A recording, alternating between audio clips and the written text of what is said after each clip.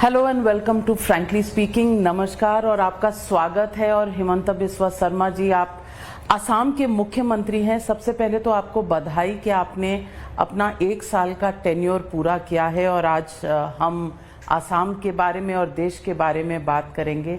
ये 1 साल आप किस चीज से इसको मार्क करते हैं कि इस 1 साल में सबसे सिग्निफिकेंट, सबसे जरूरी चीज आपने क्या की है? देखिए, काफ़ी चीज़ हुआ है असम में। कोई चीज़ हमारा पर्सपेक्टिव से बहुत अच्छा हुआ है, कोई चीज़ नेशनल पर्सपेक्टिव से अच्छा हुआ है, लेकिन कुल मिला के हमने जो मैनिफेस्टो में बोला था लगभग सारा काम को हमने गति दिया है और कुल मिला के सेटिस्फाइंग 1 ईयर रहा। लेकिन लोग कहते हैं कि देश में बीजेपी ने कुछ पिछले 2-4 महीनों से ऐसा माहौल बना दिया है कि सब जगह हिंदू मुस्लिम हो रहा है। देखिए, हमारा देश में हिंदू का या भारतीय का वो तो माहौल हर वक्त हर समय रहना सही है, उसमें प्रॉब्लम क्या है? क्योंकि ये देश सबका है। क्यों हिजाब, क्यों यूनिफॉर्म सिविल कोड, क्यों लाउड स्पीकर, क्यों हनुमान चालीसा, क्यों ज्ञानवापी, ये सब मुद्दे इकट्ठे आते हैं। देखिए, ये सारा मामला भारत में है। पहले राम मंदिर का मामला था, सुलझ गया, अभी नहीं आते हैं। जो पेंडिंग मामला है ये सारे मामले आते रहेगा और ये सारा मामले में सब जातियों का हित है। अभी जैसे राम मंदिर सुलझ गया, एक बहुत बड़ा फॉल्ट लाइन का समाधान हो गया, तो ये सब बात डिबेट में आना सही है, निष्कर्ष निकालना सही है। आप डिबेट से भागना नहीं सही है। लेकिन ओवैसी जी कहते हैं कि ये ज्ञानवापी मस्जिद में ये वीडियोग्राफी चल रही है which he says is unconstitutional क्योंकि एक प्लेसेस ऑफ वर्शिप एक्ट है 1991 देखिए, अगर हिंदू का मन में कुछ है कि वो मस्जिद का अंदर कुछ हिंदू का भगवान का प्रतिछवि हो या कुछ है, ये जानने में क्या प्रॉब्लम है? ये तो इतिहास है। अगर आप आज मान लीजिए मेरा घर का अंदर में कुछ है, वो तो है, इट इज नेचुरल है या तो ये है, उसको देखने में मना क्या है? लेकिन आप कुछ बनवाटी मत करो। अगर कुछ नहीं है तो वहां है ऐसा मत बोलो, लेकिन अगर वहां में कुछ है तो सामने आने में क्या प्रॉब्लम है? पर उनका कहना है कि बात यहाँ रुकेगी नहीं। बाबरी मस्जिद गिरा था तो अब ज्ञानवापी मस्जिद गिरेगा। अगर वहां में सचमुच कुछ है तब तो मुसलमान समाज ही निर्णय लेगा क्या करना सही है, क्या करना नहीं सही है। इसलिए कोई भी भगवान का, मैं जितना मुसलमान समाज को जानता हूं, कहीं में कोई मूर्तियां निकाल जाए तो वो जगह में वो लोग मस्जिद नहीं सलाता है। आप बोलने भी वो लोग नहीं सलाएगा। तो ऑलरेडी ये कहा जा रहा है कि सर्वे के 2 दिन पूरे हुए, 80% सर्वे हो चुका है तय खाने में। ज्ञानवापी मस्जिद में वहां पे स्वास्तिक है, त्रिशूल है, हिंदू चिन्ह है। वो बोलना नहीं सही है हम लोग किसी को। अगर कोई कोर्ट का निर्देश का अनुसार कुछ सर्वे हुआ है, वो भी हो सकता है कि सर्वे में जो हम बोला है वो नहीं है, या हम जो नहीं बोला है वो है। तो इसीलिए हम लोग को पेशेंटली वेट करना चाहिए। सर्वे होने दीजिए, सर्वे का रिपोर्ट कोर्ट का सामने आने दीजिए, तब हम लोग चर्चा करें। लेकिन चर्चा तो छिड़ चुकी है ना।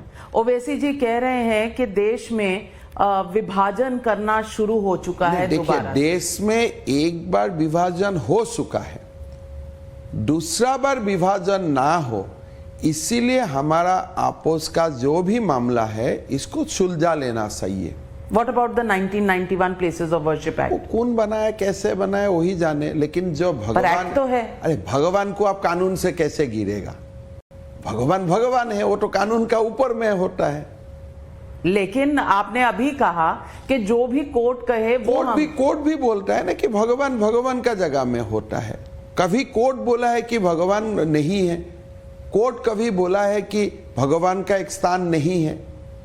तो कोर्ट भी आएगा, कोर्ट देखेगा, फिर कानून वाला जो लोग कानून बनाते हैं parliament, they will examine that in the new revelation, अगर कोई रिविलेशन होता है उनका कॉन्टेक्स्ट में क्या 91 का एक्ट में कुछ अमेंडमेंट होना चाहिए, नहीं होना चाहिए, उस समय देखा जाएगा। लेकिन कानून बन गया मतलब वो लॉक नहीं होता है ना कि योर क्वेश्चन इज लॉक, वो तो थोड़े होता है। कानून इज अ डायनेमिक प्रोसेस, चलते रहता है। So you are saying revisiting of People's Worship Act of 1991 cannot be ruled out? देखिए, जब भी कुछ ऐसा मामला सामने आएगा जिसको रेस्पॉन्स करना पार्लियामेंट का दायित्व बनेगा, कर्तव्य बनेगा, वो पार्लियामेंट को दायित्व कर्तव्य निर्वहन करना पड़ेगा। लेकिन आज का दिन में वो कानून है, कोई नहीं ना बोल रहे, कानून है तो कानून है।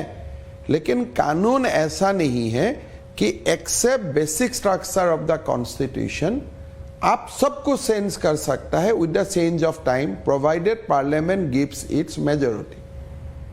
और मेजॉरिटी तो है बीजेपी के पास। अगर मेजॉरिटी देश का जनता ने बीजेपी को दिया है तो बीजेपी को अपना जिम्मेदारी तो निर्वहन भी करना पड़ेगा। तो हिमंता जी, 1991 एक्ट जब पास हुआ था, बीजेपी ने वॉकआउट किया था, और जब वॉकआउट किया था तो तब उमा भारती जी ने कहा था कि ये कांग्रेस पार्टी जो है ये तुष्टीकरण कर रही है, they are doing appeasement politics. Do you believe that the act of 1991 is part of appeasement? देखिए, कांग्रेस ने जो भी काम किया, ये आज क्यों कांग्रेस का नाम सुनने से लोग चिढ़ता है? Because Congress has work against the civilisation, Congress has done everything to destroy the ancient civilisation and install a new Western model of secularism with appeasement as a cornerstone। तो इसीलिए जो भी काम हुआ वो काम में लोगों का मन में दुख रह गया कि भाई आप लोग क्यों इतना अपीजमेंट करते हैं। जो लोग अपीज कर रहे हैं वो लोग भी नहीं चाहते है कि हमको इतना अपीज करे। कांग्रेस दोनों तरफ लूज किया, एक तो अपीजमेंट किया, हमको अच्छा नहीं लगा, और जिसको अपीज किया वो भी बोलता है भाई हमको क्यों इतना अपीज कर रहे हैं, थोड़े हम वोट बैंक है, हमको शिक्षा दो, हमको स्वास्थ्य दो, हमको नौकरी दो, हम तो ये नहीं चाहता हूं। तो कांग्रेस का दोनों हाथ से लड्डू निकाल गया। आप कांग्रेस में थे इसलिए ना हमको बीजेपी आना पड़ा। मैं अगर कांग्रेस में ही हमारा सिविलाइजेशन का सम्मान होता था तो कांग्रेस छोड़ के कौन आता था, लेकिन नहीं हुआ, नहीं हो पाया। तो आज नॉर्थ ईस्ट में 4 ऐसे मुख्यमंत्री हैं जो पहले किसी समय कांग्रेस में थे। आप हैं, मणिपुर के चीफ मिनिस्टर हैं, नागालैंड के चीफ मिनिस्टर हैं, और कल ही त्रिपुरा के चीफ मिनिस्टर भी बदले, वो भी पूर्व कांग्रेसमैन थे। तो ये कांग्रेस मुक्त भारत हो रहा है या कांग्रेस युक्त बीजेपी हो रहा है? बात देखिए, अभी अगले 5-10 साल में खास करके बाई 2031 कोई भी कांग्रेस में जो लोगों का भी कुछ ग्राउंड में कनेक्टेड है, कोई लोग कांग्रेस पार्टी में नहीं रहेगा। किस लिए? अभी लोगों का ये मानना है कि भाई छोड़ो, गांधी जब कांग्रेस नहीं छोड़ता है तो कांग्रेस और गांधी को एक साथ रहने दीजिए, हम लोग को अपना रास्ता लेना है। आउट ऑफ दैट जिसको बीजेपी का मन में होगा कि this individual can contribute in the nation building, उनको पार्टी में जगह मिलेगा। लेकिन बीजेपी में जगह मिले या ना मिले, लोग कांग्रेस से तो बाहर आ जाएगा, लोग कांग्रेस में नहीं रहे। तो आपको लगता है कि इसमें अभी 10 साल लगेंगे? अभी इस प्रोसेस है, इसका कल्मिनेशन हो जाएगा बाय 2031। एक मतलब कोई नहीं रहेगा। ऐसे तो डिमोलिश हो चुका है, लेकिन डिमोलिशन का बाद भी तो हम बोलते हैं ना कि संस्कार का बाद भी एक अस्थि का विसर्जन का विषय रह जाता है। तो ऐसा आप कह रहे हैं अस्थि विसर्जन होगा 2031 तक? संस्कार कांग्रेस के देखिए 3/4 तो हो चुका है, बाकी जो 1/3 है 2026 में हो जाएगा और बाई 2031 कुछ रहेगा भी नहीं। राहुल गांधी चिंतन शिविर के बाद ये वहां से समाचार आ रहा है कि राहुल गांधी पदयात्रा करेंगे, देश भ्रमण पर निकलेंगे 9 अगस्त से। देखिए राहुल गांधी क्या करेगा क्या नहीं करेगा वो आज अभी आप कुछ नहीं बोल सकता है। जो करेगा वो दिन शाम को क्या होगा, क्या न्यूज मिलेगा आपको, वही दिन में ही वो इसको एनालाइज यानी कि अगर अनाउंसमेंट किया है तो अनाउंसमेंट किया होगा भी तो नहीं जा सकता है, अगर अनाउंसमेंट नहीं किया है वो भी कर सकता है। आप कोई प्रेडिक्टेबिलिटी कुछ नहीं बोल सकता कि ये निश्चित रूप से होने जा रहा है। आप कह रहे हैं राहुल गांधी अनप्रेडिक्टेबल है? क्या है वो रिसर्च का मटेरियल है, क्या है आपके हिसाब से? आपने तो काम किया है। और देखिए जो व्यक्ति एक स्पीच देते रहेगा फिर आंखों से इशारा कर देगा, तो फिर जाके कुछ बोलते रहेगा, फिर कोई ऐसा एग्जाम्पल लेके आते हैं, पूरा स्पीच का जो फ्लो था वही वहां खत्म हो जाते हैं। मतलब ये एक कुछ आप निश्चित रूप से नहीं बोल सकते। अभी जो बैड ओरेटर और is he a bad thinker, what are you saying? देखिए कोई व्यक्ति का ऊपर मुझको कमेंट नहीं देना सही है, लेकिन मैं आपको फैक्चुअली इतना ही बात बोलता हूं कि जब राहुल गांधी का नाम आते हैं आप सर्टेनिटी का साथ कुछ नहीं बोल सकता है। कोई आप नहीं बोल सकता हाँ ये व्यक्ति आज ये अनाउंस हुआ है तो यही करेगा वो आप नहीं बोल सकता है। यानी कि भरोसे लायक नहीं है। अभी देखो पार्लियामेंट में कानून पास किया, वो गया फटाफट प्रेस क्लब में तोड़ के कानून फाड़ के चला आया। वो कोई अनाउंसमेंट करके नहीं किया कि मैं वो करने वाला हूं, या कोई डिस्कशन नहीं किया। पर वो तो पुरानी बात हो गई, कोई नया उससे तो कोई रिफॉर्म भी आपने नहीं देखा है, उससे कोई बेहतर एक कुछ निकाल के आया है पुराना बात। You think Priyanka Gandhi Vadra is a better Congress person? देखिए फैमिली का ऊपर मैं कमेंट नहीं करना चाहता हूं, ये अपना फैमिली का मामला है और हमारा उसमें क्या है। कांग्रेस चिंतन शिविर करे, कांग्रेस जो करे उसमें हमारा क्या लेना देना है। पर कांग्रेस ने यह भी कहा है कि वो डायनेस्टिक पॉलिटिक्स एंड करेगा, 1 फैमिली 1 टिकट। देखिए dynasty and that family politics is deeply rooted in the Congress culture. उससे कांग्रेस बाहर हो ही नहीं सकता है। And this is the culture up to the panchayat level, right from the top to the down. आप देखिए आज एक फैमिली का माँ अध्यक्षा है, बेटा डी फैक्टो अध्यक्ष है और बेटी महासचिव है। तो और 4th नंबर फैमिली में है कौन? अगर है वो भी पार्टी में आ जाएगा। तो जब ऊपर में वो देखता है, नीचे सीएम को लगता है भाई हमारा नेता ऐसा कर रहा है तो मुझको भी ऐसा करना चाहिए, तो वो भी अपना बेटा को लाते हैं। फिर नीचे जिला अध्यक्ष देखता है अरे मेरा सीएम साहब वो कर रहा है तो मुझको भी करना चाहिए। तो ऐसे जो एक पूरा चेन बना, उसी से लास्ट 20-25 साल कांग्रेस पार्टी में वो मेन स्ट्रीमिंग हो चुका और उससे कांग्रेस बाहर नहीं हो सकता है। They will only try to find out way to legitimise that which they have done through the 5-year rule. नहीं, उनको ही करना पड़ेगा because that is the main stay in Congress politics. और वो खाली गांधी को मैं सिंगल आउट नहीं करूंगा, it will be unfair for me कि खाली गांधी ही परिवार राजनीति करता है, वो नहीं है। पूरा ऊपर से नीचे पूरा एक चेन बन चुका है और अभी वो चेन से अगर वो लोग बाहर आ जाते हैं तो वो जिले में कौन रहेगा, वो स्टेट में कौन रहेगा? कारण उसका कारण क्या है, हर लोग ये पंथ में जुड़ गया है। तो इसलिए कोई ना कोई लेजिटिमाइज करने का प्रयास चलेगा and that is the culture of Congress. इससे बहुत ज्यादा वो लोग को बोलने से भी फायदा नहीं होता है। Himanta Biswa Sarma, I also want to go to the issue of Assam. Assam में भी आपने पिछले कुछ दिनों में 2-3-4 ऐसी बातें कही हैं जिससे एक खलबली सी मची है। यूनिफॉर्म सिविल कोड, आपका स्टैंड क्या है? आप कहते हैं यूनिफॉर्म सिविल कोड लाना चाहिए, नहीं तो एक मुसलमान आदमी बहुत सारी शादियां करेगा।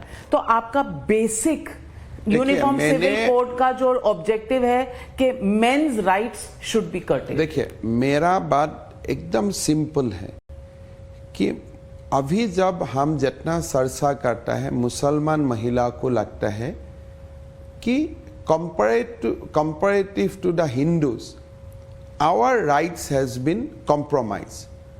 एक अगर हिंदू बालिका को आप देखें टुडे, उनका पास अपना पिता का प्रॉपर्टी का इक्वल राइट्स होता है।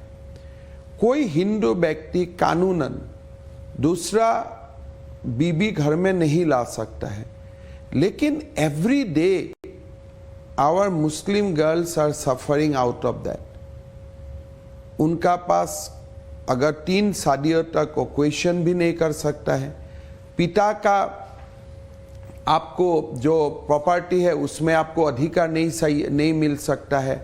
साथ में अब जब तलाक भी होता है, you will not get the same kind of share of the properties जो हिंदू बालिका को या हिंदू बेटी को मिलता है। तो इसीलिए यूनिफॉर्म सिविल कोड हिंदू का इश्यू नहीं है। यूनिफॉर्म सिविल कोड देश में होना चाहिए मुसलमान समाज का बेटियों का उत्थान के लिए। ये बात एकदम, आप अगर इतना आप सेकुलर है, इतना आप लिबरल है और इतना आप लोहिया का बात बोलता है, राम मनोहर लोहिया या जो भी हमारा देश का जो देश बनाया था वो व्यक्ति का आप आदर्श का अनुसरण का बात करते हैं, लेकिन अब मुसलमान बेटियों को न्याय नहीं दिला सकता है तो हो नहीं सकता है। सो तलाक से मोदी जी ने शुरुआत किया था एम्पावरिंग मुसलमान गर्ल्स, और uniform civil code will be a very big step in that direction. Assam में कब होगा? देखिए, मैं ये असम यूपी का बात नहीं करना चाहता हूं, मैं पूरा देश को, पार्लियामेंट को अपील करना चाहता हूं कि यूनिफॉर्म सिविल को जल्द आप ले आइए। पर ये कॉन्स्टिट्यूशनल अमेंडमेंट है, प्रॉब्लम क्या है? कौन सब करेगा, कौन नहीं करेगा? सारे बीजेपी, सबको तो मुसलमान महिलाओं का वोट चाहिए। अच्छा, तो ये वोट के लिए है? अरे एक तो आप न्याय से अन्याय करेगा तो आपको वोट नहीं देगा, न्याय करेगा तब वोट देगा, वो जरूरी नहीं है, लेकिन अन्याय करेगा तो आपको वोट नहीं देगा। तो इसलिए कांग्रेस में सपोर्ट, पहले वो एडुकेशन नहीं था, मुसलमान महिलाओं का मन में वो कॉन्फिडेंस नहीं था, लेकिन वो लोग को भी अभी मालूम हो गया। देखिए, हम 10 का रास्ता में 9 तक पहुंच गया हूं, अभी 9 से 10 आने का समय जो भी हमको विरोध करेगा उसका खिलाफ हम चला जाएगा। तो इसीलिए ये कानून मेरा लगता है इजीली पास हो जाएगा, कॉन्स्टिट्यूशनल अमेंडमेंट भी बहुत ही इजीली पास हो जाएगा। So is it on the agenda? Is there an internal thinking? होना चाहिए, अभी है कि नहीं है, I can speak on behalf of parliament, लेकिन यूनिफॉर्म सिविल कोड देश में होना चाहिए। मुसलमान महिलाओं को अगर देश में न्याय मिल जाते हैं, तब जो भारत का संविधान का एक बहुत बड़ा अनाउंसमेंट था कि we will ensure social justice, उसमें सामाजिक न्याय का रास्ता में एक बहुत बड़ा अचीवमेंट भारत को मिल जाएगा ये स्वाधीनता का 75 वर्ष में। मुख्यमंत्री जी, मैं आपसे पूछना चाहती हूँ, जब सिटीजनशिप अमेंडमेंट एक्ट CAA को लेकर इतना विरोध हुआ, तो क्या बीजेपी की सरकारें जो राज्यों में है और जो सेंटर में है, ये रिस्क ले सकती है 2024 से पहले? देखिए, मैं स्ट्रेटेजी का बात नहीं बोल सकता हूं कि कब होना चाहिए कब नहीं होना चाहिए। देश में कोई भी एक सिद्धांत लेने का पहले देश का प्रधानमंत्री या देश का नेता को बहुत सारा चीज देखना पड़ता है। I am not speaking on behalf of government of India, but I am espousing the cause of Muslim women कि भारत का मुसलमान महिला, But it's not just about Muslim women. Hindu undivided family का भी डेफिनेशन चेंज होगा, इनकम टैक्स एक्ट भी change होगा। हिंदू में तो रेजिस्टेंस है नहीं, तो हिंदू मेल्स और हिंदू समाज में महिलाओं को न्याय मिले उसमें कोई दो मत नहीं है। कोई एक दो व्यक्ति का अलग मत हो सकता है, लेकिन I am for giving 100% rights to my daughters. कोई उसमें मेरे में कोई झिझक नहीं है, मेरे में कोई डाउट नहीं है, और वो होना सही है। जो हम आज मुसलमान महिलाओं के लिए बोल रहा हूं कि देखिए, आपका हस्बैंड को 3 शादी नहीं करना चाहिए, लेकिन इसका मतलब ये नहीं है कि हिंदू को करना चाहिए। Uniform means it is uniform. तो 3 एंगल में कम से कम कि एक महिलाओं को या एक पुरुष को एक से ऊपर शादी करना इजाजत नहीं देना चाहिए, ये तो तुरंत होना चाहिए। बेटियों को प्रॉपर्टी में इक्वल राइट्स मिलना चाहिए, ये तो तुरंत होना चाहिए। और कम से कम जो एक तलाक होता है या डाइवोर्स होता है उसमें वाइफ का राइट्स कम से कम 50% होना चाहिए। प्रॉपर्टी हो, जो भी जॉइंट प्रॉपर्टी था या ड्यूरिंग द मैरिज जो आप प्रॉपर्टी एक्वायर किया था उसमें 50% का अधिकार होना चाहिए। तो ये तो मैं मुसलमान महिला और बेटियों का बात आपको बोल रहा हूं। मैं एम्पावरमेंट ऑफ विमेन, ये होना चाहिए नविका जी। देखिए, आज मेरा असम में मुसलमान लोगों का those who believe in Islam is around 36%। अगर 36% महिलाओं का पास अधिकार नहीं है, if they are not part of the social justice ecosystem, तो मैं किसके लिए मैं सामाजिक न्याय का बात कर रहा हूं। It can not be Hindu monopoly. सामाजिक न्याय हिंदू का मोनोपोली नहीं हो सकता है। It must go and it must include the women or girls and daughters of Muslim also. So how do you respond to the charge against you? आपके ऊपर आरोप लगता है कि आप नेशनल रजिस्टर फॉर सिटीजनशिप इसकी बात करते हैं, और ये जो पूरा चला था रोका गया, और आपने कहा एक आइडेंटिटी कार्ड होना चाहिए जो इंडिजिनस मुस्लिम्स हैं। ये मुसलमान की प्रोफाइलिंग नहीं होगी? नहीं, प्रोफाइलिंग तो है। अगर असमिया और बंगाली का प्रोफाइलिंग है तो मुसलमान समाज में प्रोफाइलिंग मैं नहीं किया हूं, वो तो प्रोफाइलिंग हमेशा से है। अगर आप बार बार हिंदू का कास्ट सिस्टम का बारे में बात करता है और हिंदू का कास्ट सिस्टम के लिए आप आर्टिकल ऊपर लिखता है, he is a Brahmin, he is a Kshatriya, election analysis करता है, ये जगह में कितना राजपूत है, कितना ब्राह्मीण है, कितना SC है, कितना आदिवासी है, वो आप लिखता है। लेकिन मुसलमान समाज में भी वो डिवीजन है, आप तो वो कभी नहीं लिखता है। और उसका कारण मुसलमान समाज में जो दबा कुचा है, वो लोग हमेशा दबा कुचा बन रहा है, किसलिए उनका बारे में कोई नहीं लिखता है। अभी असम में 3% आर इंडिजिनस मुसलमान। जब लोग एनालिसिस करता है, बोलता है हिंदू इतना है, ब्राह्मीण इतना है, क्षत्रिय इतना है, ST इतना है, मुसलमान इतना है। तो मुसलमान लोग हमको पूछता है, भाई हम तो इंडिजिनस मुसलमान है, हम 3% है, तो हमारा बारे में तो कोई लिखे। और बाकी बांग्लादेश, बाकी they have migrated from Bangladesh, but not all have not come post 1971. Many people have come pre 1971 also. But मैं बांग्लादेश से आया हूं, या मेरा घर बांग्लादेश का कोई जिला में था, उसमें किसी का आपत्ति नहीं है। सब तो गर्व से बोलता है कि हम बांग्लादेश का रंगपुर जिले का निवासी था, हम बांग्लादेश का मयमनसिंह जिला का निवासी था, लोग तो गर्व से बोलता है, उसमें कोई कंफ्यूजन नहीं है। तो 71 के बाद वालों का इशू है। देखिए, दो बात है कि मुसलमान समाज में भी जातियां है, कम्युनिटियां है, लेकिन आप लोग सबको एज ए मुस्लिम एड्रेस करने का कारण जो मुसलमान समाज का जो एक सोशल स्ट्राटा में जो नीचे है, they do not gets voice. तो मैं जब से आपने आदिवासियों का बात बोलना शुरू किया, आपने जब अनुसूचित जाति का बात बोलना शुरू किया, दलित का बात बोलना शुरू किया, डेफिनेटली दलित का लाइफ बेटर हुआ है, आदिवासियों का लाइफ बेटर हुआ है। और वो बोलने में कोई किसी ने मना नहीं करा है, किसलिए अगर वो लोग एक्सप्लॉइटेड है वो कीजिए। क्योंकि आप और आसाम में सबसे बड़ा जो कंट्रोवर्सी या मुद्दा है डिबेट का वो ये है कि वहाँ की जो पॉपुलेशन का जो कॉम्पोजिशन है वो बदल रहा है, यानी कि Muslims are increasing and the indigenous are decreasing. मैं आपसे सीधा सवाल पूछना चाहती हूं, जब आप ये प्रोफाइलिंग करेंगे, एनआरसी लाएंगे, क्या Muslim population versus Hindu population का आप बैलेंस रिस्टोर करें? देखिए, कोई बात संभव नहीं है।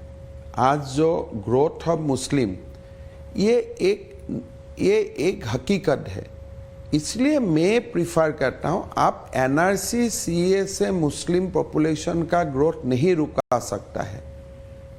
ये वो तो एक मैकेनिज्म है, कौन क्या है किसको, अगर आप बांग्लादेश में अगर आप रह नहीं सकता है, पाकिस्तान में आप रह नहीं सकता है, तो हिंदू लोगों को नागरिकता मिलना चाहिए, ये एक न्याय का बात है। ये रेस्टोरेशन ऑफ पॉपुलेशन नहीं है।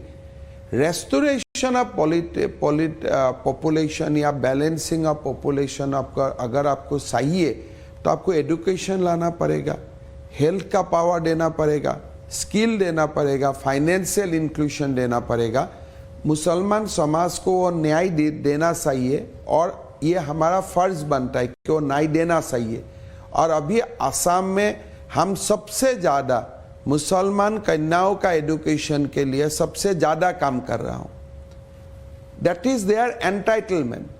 बट जब सीए का बाद हम लोग बोलता हूँ, वो एक दूसरा गोल पोस्ट है कि जो लोग रिलीजियस फंडामेंटलिज्म का विक्टिम है इन बांग्लादेश, पाकिस्तान और अफगानिस्तान में, वो हिंदू या सिख लोगों को आप भारत का नागरिकता दीजिए। किस लिए? Bharat is their motherland also. तो ये दोनों आर्गुमेंट अलग अलग है, ये दोनों को मिक्स करने वाला चीज नहीं है। हिमंता जी, पिछले कुछ दिनों में कुछ ऐसी घटनाएं घटी हैं, चाहे आप राजस्थान देख लें, चाहे आप जहांगीरपुरी देख लें, चाहे आप शाहीन बाग देख लें।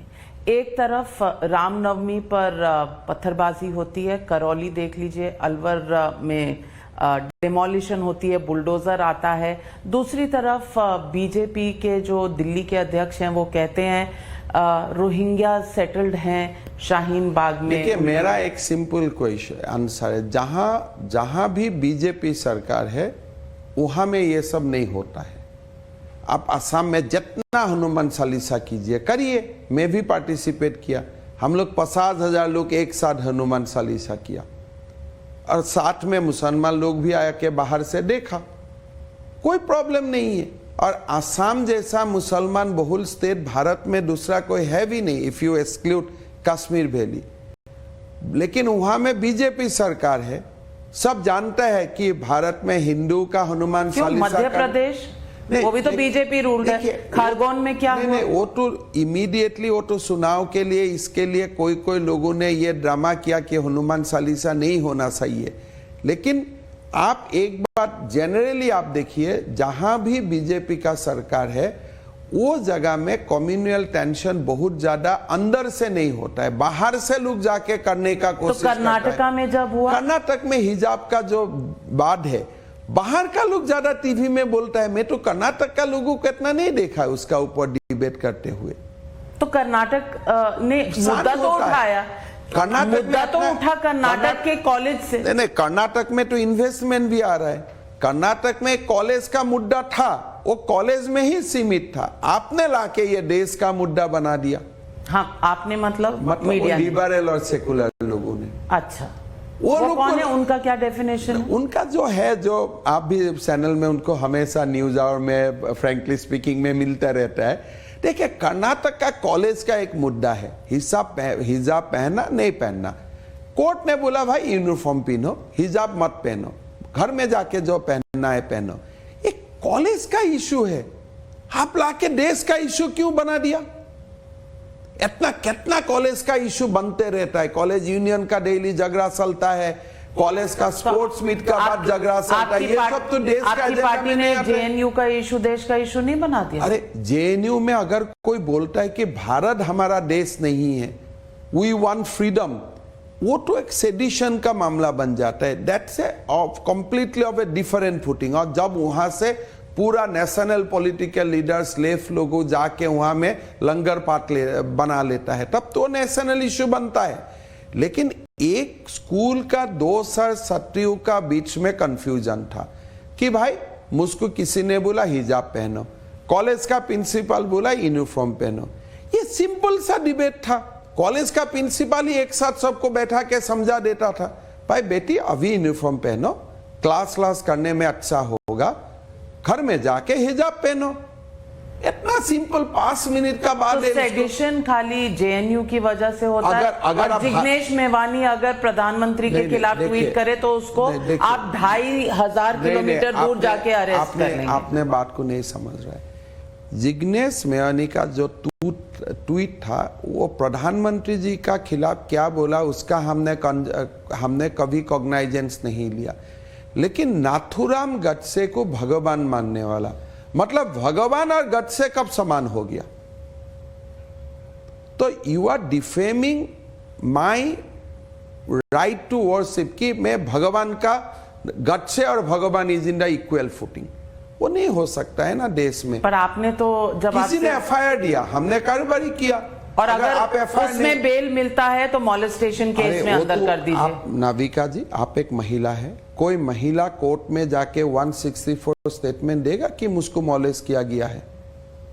आप बोलिए। कोई एडुकेटेड एक लेडी, कोई कभी कोई शिक्षित ना हो, फैमिली का दबाव में आके कुछ बोल दिया, लेकिन आपको अगर आपका और मेरा कुछ जो भी है, क्या आप आज जाके कोर्ट में एक पिटीशन डालेगा, 164 डालेगा कि किसी ने मुझको मॉलेस्टेशन किया है?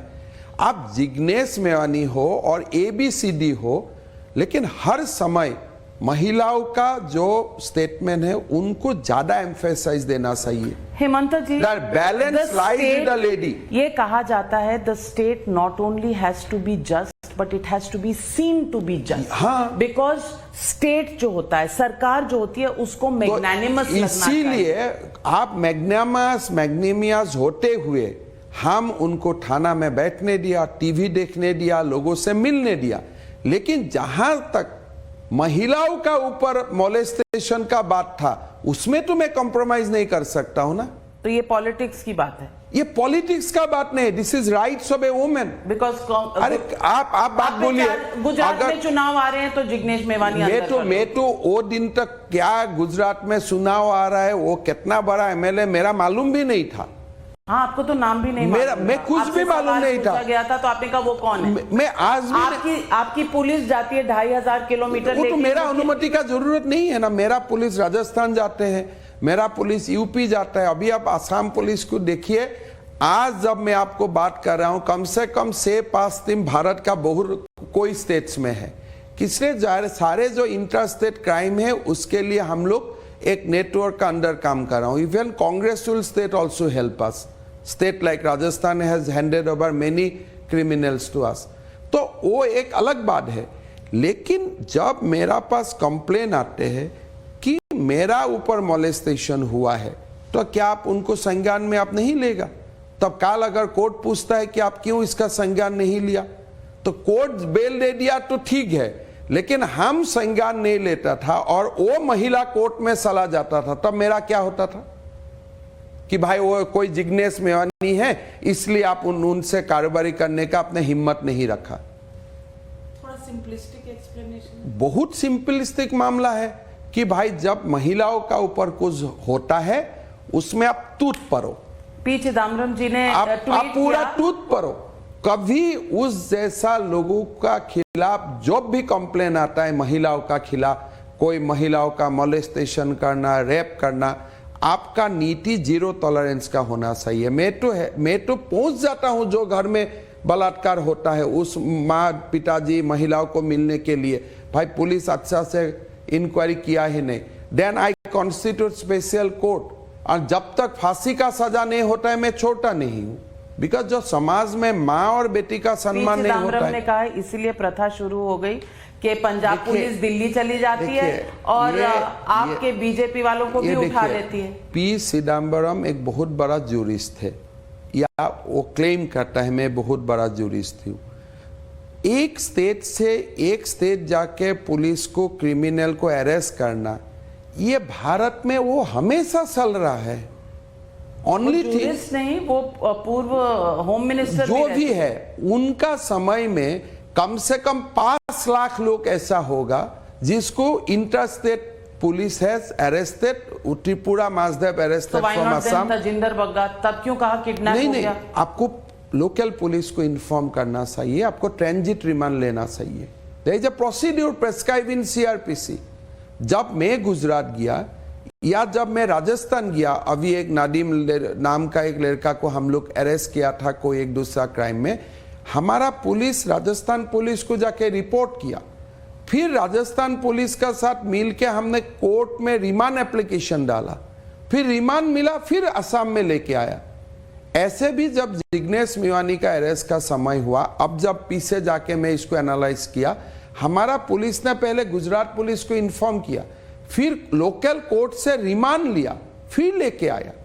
हम कोई चोरी सुपरी जाके दूसरा स्टेट में लोगों को अरेस्ट नहीं करता हूं, कानून है, law has, there is a prescribed law in CrPC. तो चिदम्बरम साहब को मैंने ट्वीट का आंसर दे दिया कि boss I have followed all the law. हाँ, आपने कहा don't compare apples and oranges. वही बात है। तो आजकल हॉर्टिकल्चर नहीं, जरूरी है। आसाम में horticulture is a very big industry, होना चाहिए।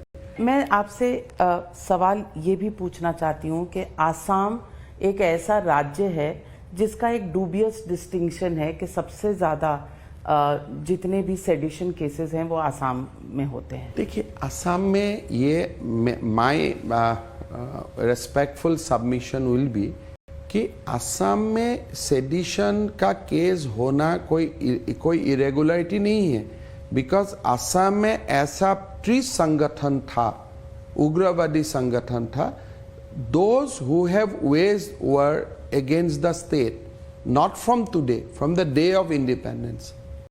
And इसीलिए हम लोग को वो सेडिशन का केस देना पड़ा, बिकॉज दे themselves claim। अब क्या होगा?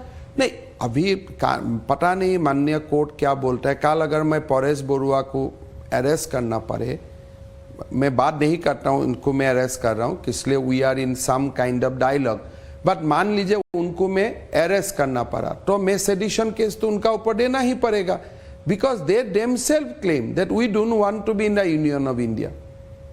तो इसीलिए आसाम, नागालैंड, जम्मू कश्मीर, ये सब जगह में सेडिशन एक it is a necessity. it is a crime which people proudly profess कि हाँ मैं भारत में नहीं रहना चाहता हूं।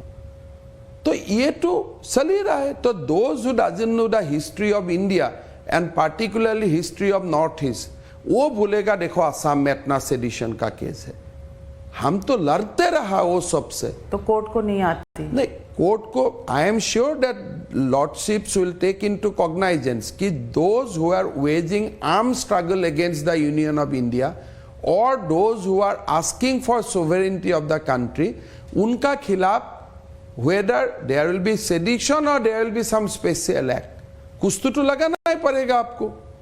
आपकी सरकार यानी कि बीजेपी की केंद्र सरकार ने एक पोजीशन लिया केदारनाथ जजमेंट के बेसिस पर सुप्रीम कोर्ट में, और थोड़े ही दिन में अपना पोजीशन बदल कर उन्होंने कहा कि हम सेडिशन लॉ को रीलुक करेंगे। देखिए, ये चेंज क्यों? देखिए, ये सेडिशन लॉ का रीलुक करने का जो भारत सरकार एफिडेविट दिया है, that might have some merit, because कहीं में इसका जो दुरुपयोग भी हो सकता है, कहीं में डेमोक्रेटिक स्ट्रगल का खिलाफ भी सेडिशन केस लगाया गया है, ऐसा भी हो सकता है, because they are in the know how कि क्या देश में हो रहा है क्या नहीं हो रहा है, and everything is a changing circumstances, they have that right. But अगर असम गवर्नमेंट को एफिडेविट देने का इजाजत देता है या मौका देता है और हम लोग को केस में पार्टी बनाता है, तो हम लॉर्डशिप को ही पूछूंगा कि अल्फा का खिलाफ मेरा सेक्शन क्या बनेगा।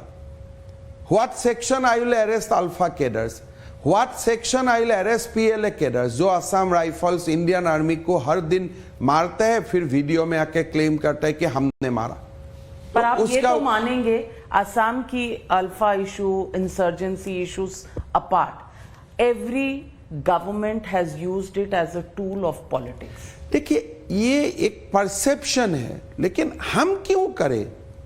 सेडिशन केस में भी आपको जितना दिन का कस्टडी मिल जाता है, there are so many other section in the IPC, मुझको इतना ही दिन का कस्टडी मिलता है।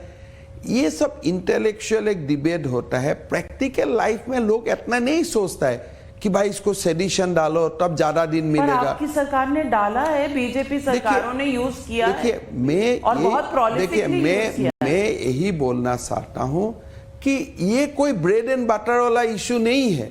आप सेडिशन का अगर देश का खिलाफ कोई षड्यंत्र करेगा और उसको क्या सेक्शन लगाना चाहिए, खाली आप इतना ही बोल दीजिए, हम वही सेक्शन को लगाऊंगा। आपका कोई एक सेक्शन का नाम आप सेडिशन बोल के आपका मन वहां में टैग हो गया तो ठीक है, आप मत लगाइए।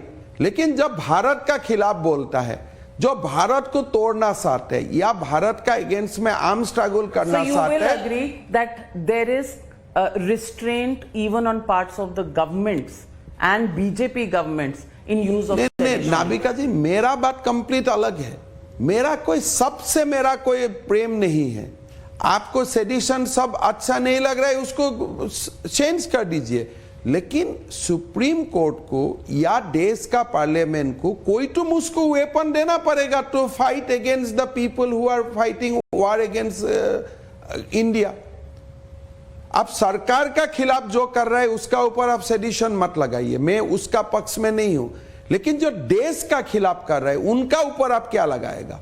वो नाम दे दीजिए, उस इंग्रजी शब्द दे दीजिए, हम वही सबका बात बोलेगा। तो मैं कह रही हूं कि सरकार के कोई डिसेंट दिखाए या क्रिटिसिज्म करे उस पर ना लगाए, उसको मत लगाए। लगाया जाता था, ये तो गलत था, इतना तो एडमिट करेंगे। देखिए कोई भी कानून का दुरुपयोग होगा वो खराब है, and nobody should justify that. और अगर मैंने आपका खिलाफ एक सेक्शन लगाया, ultimately if I can not secure conviction from a court of law, 3.3% conviction, तब मैं गलत हूं। तो आप गलत थे। तो मैं गलत हूं अगर, लेकिन जब मेरा स्टेट में लगाया जाता है मैक्सिमम में, हमने मैंने कभी वो सेक्शन नहीं लगाया, सेडिशन का सेक्शन क्यों लगाऊंगा? उनका खिलाफ मोलेस्टेशन का केस लगा है। और उससे पहले, उसका पहले भी जो लगा है कि 153 लगा है, जो आपको रिलीजियस सेंटिमेंट को हर्ट किया था, पर हमने कभी सेडिशन नहीं लगाया।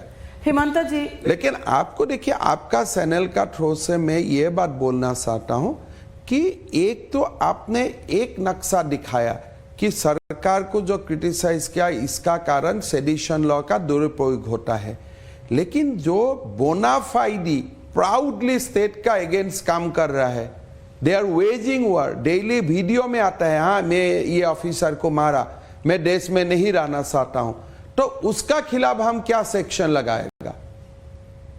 तो वो तो देना चाहिए, हम तो नहीं तो देश खंडित हो जाएगा। Well probably this will be part of the review. इसीलिए मैं बोल रहा हूं कि देखिए, आज माननीय सुप्रीम कोर्ट का न्यायमूर्ति चीफ जस्टिस सारे कुछ ऑब्जर्वेशन दिया है, उसको हम लोग को रेस्पेक्ट करना चाहिए।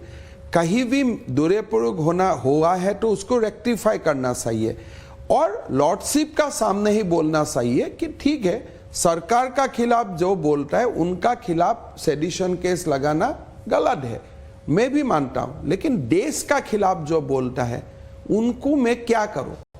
Definitely they will give answer, parliament will give some answer. हेमंतदा, मैं लेकिन मैं बैक टू बैक आता हूं, जब असम में सेडिशन केस लगा है, कोई पॉलिटिकल लीडर्स का खिलाफ नहीं लगा है, यह बराबर अल्फा का खिलाफ लगा है, यह बराबर पहले जब डिस्कशन का पहले एनडीएफबी का खिलाफ लगा है। योर पॉइंट बीइंग के महाराष्ट्र में लगता है, तो मैं दूसरा स्टेट का ऊपर कमेंट देने का मेरा पास कोई इंफॉर्मेशन भी नहीं है, and I am not competent. लेकिन हम जो किया, हम गर्व से बोलता हूं, यह करना मेरे लिए जरूरी था, नहीं तो आज असम इतना पीसफुल रहता ही नहीं था। Assam would have been gone out of Indian map long back, मैं आपसे पीपल हैज फॉट वॉर, मेरा पुलिस ने जान दिया, मेरा आर्मी ने जान दिया, और these are real battle we are fighting. ये कोई आर्टिफिशियल बैटल में प्रोजेक्ट नहीं कर रहा हूं। मैं आपसे पूछना चाहती हूँ कि बीजेपी में एक प्रथा चली है चीफ मिनिस्टर्स बदलने की। सर्बानंद को बदलकर हिमंता दादा को लेके आए, फिर गुजरात में बदलाव हुआ, रूपानी को बदला गया, उसके बाद त्रिपुरा में बदला गया, लेकिन त्रिपुरा में अभी भी खलबली जारी है। कल विनोद तावड़े सेंट्रल ऑब्जर्वर के सामने कुछ बीजेपी के लोगों ने देखिए, डेमोन्स्ट्रेशन मेरा बात यही मैं बोलना चाहता हूँ, बीजेपी का कोई भी कार्यकर्ता को पद से अटैचमेंट नहीं होना चाहिए। मैं कुर्सी में बैठा हूँ, आप जितना बार मुझको हेमंत जी बोलोगे मुझको अच्छा लगेगा, मुख्यमंत्री जी बोलूंगा तो मुझको अच्छा नहीं लगेगा, इसलिए I don't seem to be attached with this post. एक जिम्मेदारी है, कल नहीं है, नहीं है, पर होता तो है अटैचमेंट।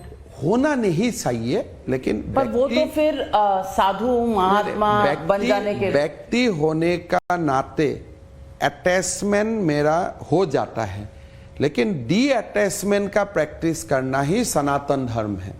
तो आप कह रहे हैं कि बिप्लब देव अटैच हो गए थे? देखिए, बिप्लब जी बहुत अच्छा से और त्रिपुरा में काम किया था, और तो फिर चेंज क्यों किया? मेरा आप निश्चित रहिए कि पार्टी ने सब बात सोच के ही निर्णय लेता है, और उनके लिए भी जिम्मेदारी होगा। लेकिन अभी भी वहाँ डिससैटिस्फैक्शन है। कहाँ में? त्रिपुरा में। मेरा नहीं लगता है कोई डिससैटिस्फैक्शन। वीडियोस वायरल है। देखिए, कोई एक व्यक्ति ने कुछ बोला था, सुबह में उनसे बात किया था, बोले दादा काल गुस्सा में था, क्या बोल दिया पता नहीं, अभी मेरा देश में मेरा नाम आ गया। वो भी सुबह सुबह दुख कर रहा था।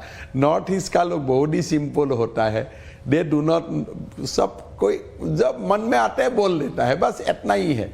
तो आप उसको तो मन में तो आ रहा था कि गलत हुआ। देखिए, मैं आपको यह सरसा नहीं करना चाहता, लेकिन उनका वो सीएम का इश्यू में वो नहीं बोला था। कोई एक वही सभा में कोई दूसरा व्यक्ति का ऊपर उनका गुस्सा आके वो कुछ बोला था।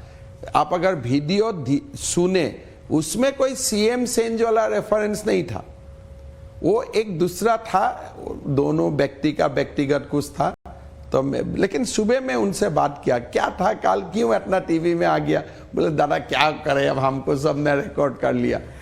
हिमंता दादा, मैं फिर पूछना चाहती हूँ कि बीजेपी की सरकारों पर और बीजेपी पार्टी पर आरोप है कि आप असली मुद्दों से लोगों को भटका रहे हैं। एम्प्लॉयमेंट की बात नहीं करते, महंगाई की बात नहीं करते। देश भर में शाहीन बाग, ज्ञानवापी मस्जिद, एक बार हिजाब। देखिए, लोगों का सबसे पहला, लोगों का रोजमर्रा का जिंदगी, महंगाई से लोगों को दूर निकालना, ये सरकार का फर्ज होता है। तो इसीलिए प्रधानमंत्री जी समय समय पर, अभी कोविड का जो वीडियो हुआ उसमें भी प्रधानमंत्री जी ने अपील किया कि स्टेट्स को कि आप फ्यूल का दाम कमाइए, डीजल का दाम आप रिड्यूस कीजिए। मतलब हमेशा price rise is in the back of mind, why not front of mind? Rupee at the lowest level, inflation at the highest level. Remember Manmohan Singh. मैं आपको बोलना चाहता हूँ कि ये सब बात का ऐसा नहीं है कि मैं अगर जस्टिफाई करना चाहता हूँ, लोगों को लगता है कि I am justifying price rise. मेरा काम है प्राइस राइज से लोगों को निकालना, and I am just humbly saying that effort is continuing and that effort will continue. Meanwhile, मंदिर मस्जिद नहीं, अयोध्या तो झांकी है, काशी मथुरा बाकी। नहीं, देखिए, दोनों को आप एप्पल और ऑरेंज को आप इकट्ठा मत कीजिए। वो आइडेंटिटी का मामला भी एक इशू है, और वो हमारे लिए पूरा एक परमानेंट इशू है। प्राइस राइज तो आज कहीं में वार हुआ है, कल कम हो जाएगा, कल लोगों का एक that is a economic issue. But economic issue का साथ साथ हमारा देश में जो भी अनसेटल इशू है वो सब भी बड़ा इशू है। अगर मेरा कोई धर्म का स्थान में कोई गलत हो रहा है या जो नहीं होने वाला हो रहा है वो भी मुझको दुखाता है। मुझको एक पक्का रास्ता आप दे दीजिए, विकास हो गया। लेकिन मुझको शाम को काम करने आने का बाद शाम को जाने के लिए मेरा पास मंदिर नहीं है, वो भी मेरे लिए ये इशू तो ये है। भड़काना So, नहीं है। ये अगर ओवैसी, अकबरुद्दीन ओवैसी औरंगजेब की मजार पर जाता है तो आप कहते हैं प्रोवोकेशन है। देखिए, औरंगजेब का मजार में भी कोई इंसान जा सकता है क्या? आप औरंगजेब का मजार में जाएगा, काल आप बोलेगा कि मैं वो अल कायदा वाला का मजार में जाऊंगा, और फिर आप देश का संसद भी है। जो औरंगजेब ने देश को तबाह कर दिया, उनका मजार में आप क्यों जाते हो? Unless he is your father. आपका पिता है तो आप जाइए, मैं आपत्ति नहीं करता हूं, बट अदरवाइज आप क्यों जाते हो? आप उनसे क्या इंस्पिरेशन लेगा? आप शिवाजी महाराज से इंस्पिरेशन लीजिए, आप लासित बरफुकन से इंस्पिरेशन लीजिए। आप क्या औरंगजेब से इंस्पिरेशन लेगा तो देश को आप क्या औरंगजेब का जमाना में लेके जाना चाहते हो? तो आप जब सड़कों के नाम बदलते हो बदलना तो सही है, तो आप औरंगजेब के नाम पर बदलना नहीं सही है क्या? अभी अगर जो आपका मंदिर तोड़ा, जो आपका बेटियों को पकड़ के अत्याचार किया, जो आपको धर्म परिवर्तन के लिए फोर्स किया, क्या वो सब का नाम देश में होना चाहिए? अभी कोई लोग मुझको बोलता है, असम में भी 2 साल ब्रिटिश स्ट्रक्चर हम लोग को तोड़ता हूं, तो लोग डिबेट करता है ये हेरिटेज है। हम बोला यार ब्रिटिश कैसे मेरा हेरिटेज हो गया? ये तो हम लोग का ये सिंबल ऑफ आवर स्लेवरी, उससे बाहर निकालना चाहिए जितना हो सकता है जल्दी। तो पार्लियामेंट तोड़ देते हैं, नॉर्थ ब्लॉक साउथ ब्लॉक तोड़ देते हैं, वो तो देखिए वो सब डिबेट का बात है, मैं दिल्ली का बात नहीं बोलता हूं, लेकिन असम में मैं कोशिश करता हूं कि जितना स्लेवरी का सिंबल है जल्दी जल्दी उससे हटे। तो स्लेवरी से याद आता है कि इसीलिए कभी थॉमस कप में आपसे बात करते करते ये आ रहा है कि थॉमस कप में जीत गए हैं हम। नहीं, देखिए ये एक बहुत बड़ा उपलब्धि है और हमारा बच्चा लोग ने बहुत अच्छा खेला है, तो माय कांग्रेचुलेशन टू एवरीवन। अभी सुबह ही मैं बातचीत करता था, तो I mean it is a very big achievement for the country, proud moment for the proud moment for the country। Hemant दा, बातें बहुत हैं, शायद फ्रैंकली स्पीकिंग पार्ट 2 के लिए एक ओपनिंग रखते हैं। आज हमसे बात करने के लिए आपका बहुत बहुत धन्यवाद। लेकिन आपसे राजनीतिक फ्यूचर 2024 में क्या होगा, इस पर अभी बातें बाकी हैं, शायद फिर मिलेंगे और फिर बात करेंगे। देश में मैं यही चाहता हूं और देश में ही होना चाहिए कि अभी जो डिबेट हो रहा है उसको आप निगेटिवली मत लीजिए, ये सब डिबेट रिजॉल्व हो जाना चाहिए। और जब ये सब डिबेट, सब मस्जिद खत्म करके मंदिर बना देना चाहिए, डिबेट को रिजॉल्व हो जाना चाहिए। मैं नहीं बोला हूं मस्जिद तोड़ के मंदिर बनाइए। जब डिबेट रिजॉल्व हो जाएगा, जितना ओन था वो खत्म हो जाएगा, नया राष्ट्र भारत का एक जो अश्वमेध का यात्रा है वो शुरुआत हो जाएगा। ये सारा इशू एक बार खत्म हो जाने दीजिए और उसमें कोई भी तकलीफ मत पाइए कि भाई कोई लोग मस्जिद का मामला उठा रहा है, कोई लोग रोड का मामला उठा रहा है, कोई लोग स्कूल का मामला उठा रहे हैं। अगर वो पेंडिंग मसला है तो उठाने दीजिए और खत्म कर लीजिए। और मोदी जी का समय में ही बीजेपी का ये जब अभी जो स्थिति है, जो इकोसिस्टम बना है, यही समय अच्छा है, देश का सारा समस्या खत्म हो, देश विकास का रास्ते में आगे बढ़े। वो हम भी कहते हैं टाइम्स नाउ नव भारत पे कि अब बदलेगा भारत, बदल रहा है। यस तो पेंडिंग इश्यूज को डिबेट करिए, रिजॉल्व करिए, डिबेट करिए, रिजॉल्व कीजिए, कोई वायलेंस मत कीजिए। इश्यूज को इतना में मत लेके जाइए कि हम लोग आमने सामने बैठ के बात नहीं कर सकता हूँ। बातचीत, संसद को उपयोग कीजिए, मीडिया को उपयोग कीजिए, हेल्थी डिबेट कीजिए, कोर्ट में गुहार लगाइए, लेकिन इश्यूज को रिजॉल्व कीजिए। इश्यूज को ठंडा बक्सा में मत रखिए और इशू को रिजॉल्व करके हिंदू मुसलमान सब मिल के देश का बनाने का काम में लग जाइए। Hemanta ji, on that thought and on that hope, thank you very much for joining me on Frankly Speaking.